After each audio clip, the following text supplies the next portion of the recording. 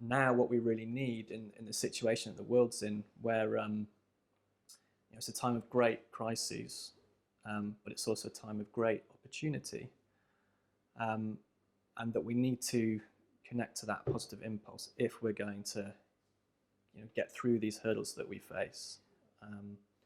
And I thought, wow, journalism, I realized how much of a powerful, brilliant tool it can be for facilitating that. Now, actually, media can be disempowering. It can be distracting. It can limit, it can close our minds to our own potential. And it can close our mind to the full reality of what's going on in the world. Whereas I think we need a media that actually engages us more in society, that opens our minds, that inspires us.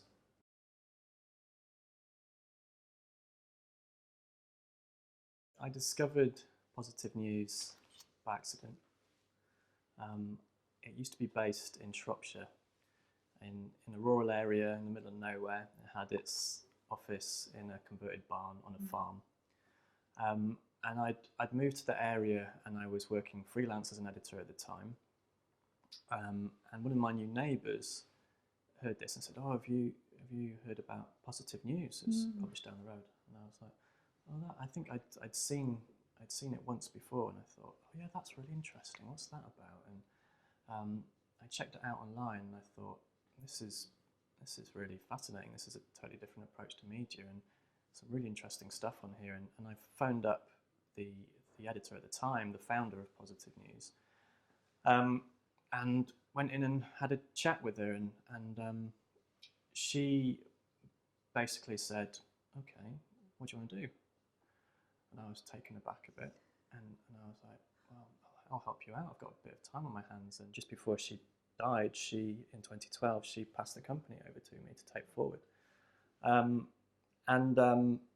But I recognised that we could massively inspire people and massively change our whole understanding of ourselves as a society by changing the cultural narrative, by changing that collective story that the media was creating as society's biggest storytelling machine.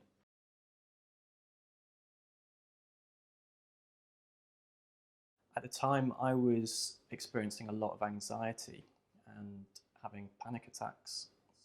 I started to recognise when I was working with Positive News that that was mirrored at the macro scale in how collectively we tell a story about ourselves as a society, and how that can trigger different emotions, and it can trigger different perspectives on what's possible for us.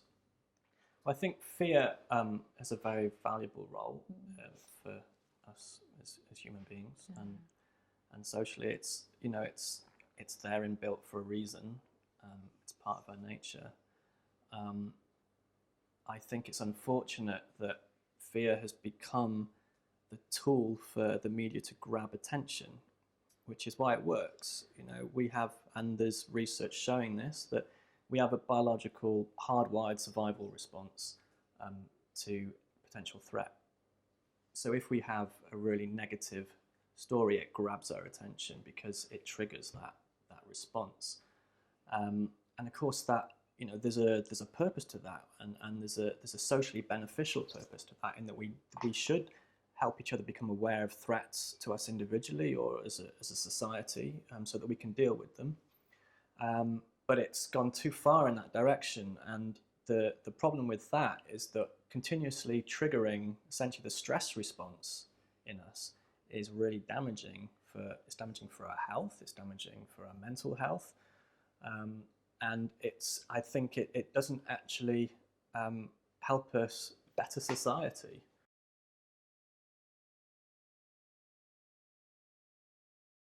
I've always been passionate about personal and social transformation, which I think has been driven by an intuitive feeling that our true nature is one of kindness and compassion and cooperation, and that really what we all want and are drawn towards at the deepest level is connection and love and trust. but that I think we're held back from these things often through our fears and anxieties and the stories we share about how the world is.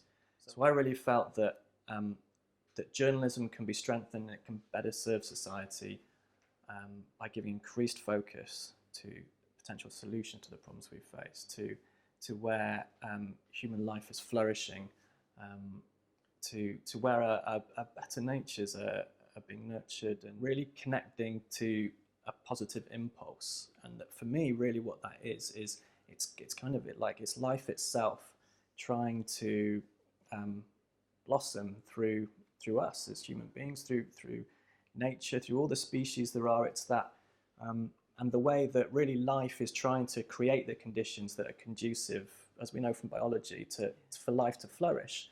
And that's something we can tap into, and that we can nurture through the stories we share.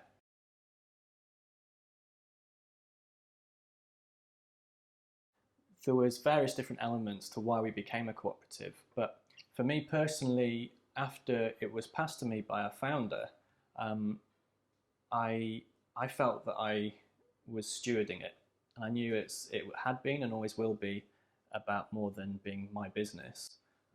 It was something that people cared about deeply and that had a very big purpose. So I thought about what's going to ensure that this flourishes far into the future. At the time, I wanted to create a business model for it that matched the values of the journalism, so that we could really walk our talk. You know, we're reporting on all these ways that people are creating positive social and environmental change. And I thought, what can we do to make that a reality for us? Obviously, we're trying to provide all this inspiration for people, but also in how we operate.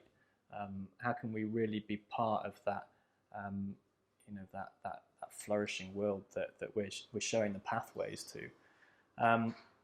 So cooperative ownership made a lot of sense. We created this structure where ultimately it's owned by our readers and our journalists.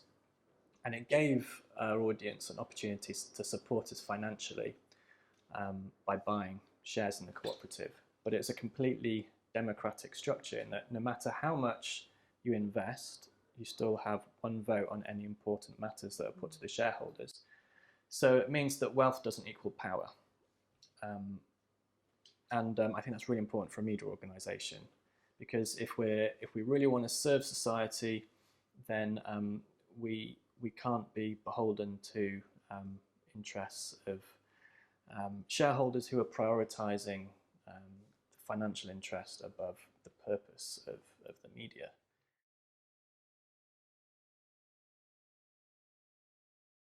Positive news is at one end of the scale in the media spectrum at the moment, in that we focus on more inherently positive stories. But we take a constructive journalism approach, which I'll explain more about. But it means we're not ignoring any difficult truths.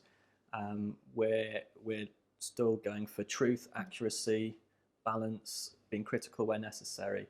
But it's about taking an angle that's solution focused, or that's looking for the seed of opportunity, the seed of innovation in a situation.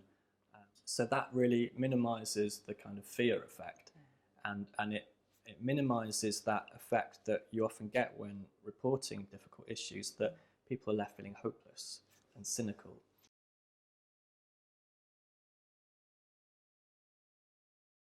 So I think a healthy media system is one that does have social purpose as something that's primary.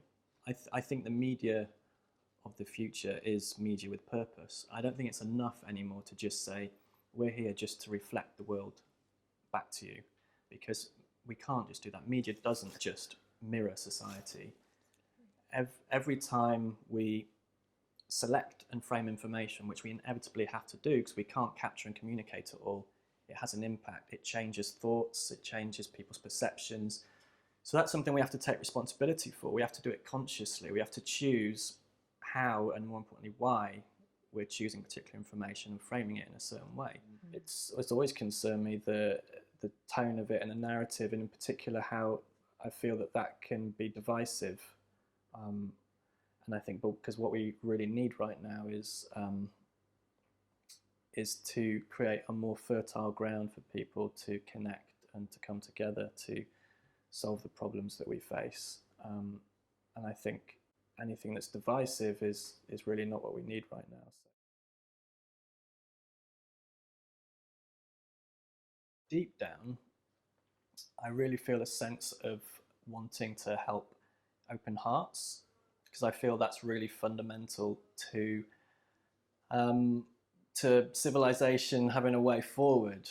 I think that it's through connecting to others and understanding and evoking compassion and empathy, um, balanced with rational scientific capabilities which have been so focused on and developed in modern times.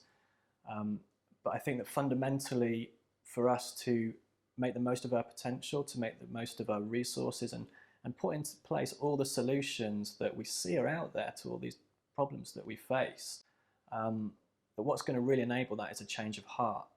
And I think that's easy to say, and I think it's a very challenging thing in practice because it does mean stepping over our fears and breaking through a lot of boundaries. But I think that core thing of helping people to connect, providing inspiration for people to connect at that level,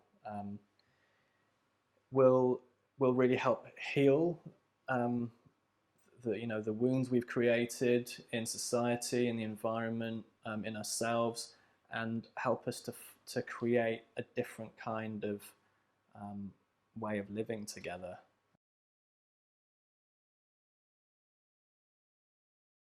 I think the level of stress that we're under in this part of the world, at least, is a massive issue.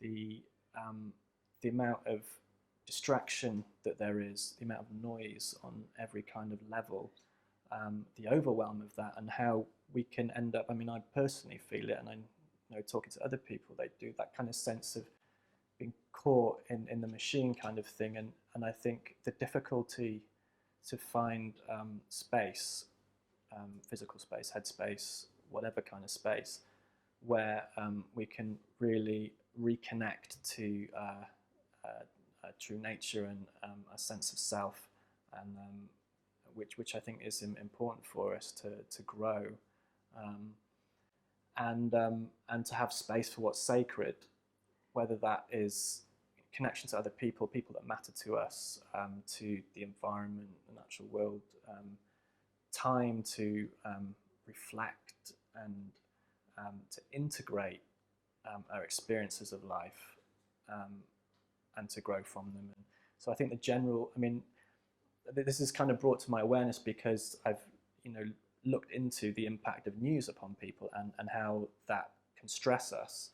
And we know that stress is an increasingly huge issue and is a fundamental cause of ill health. There's loads of research about this now that so much disease actually goes back to stress, and the body and mind being stressed in particular ways. So those in our individual lives, but in the greater sense, the stress on the environment, just the intensity of things that I feel like it's kind of just going in that direction, and somehow we need to make that space to reconnect.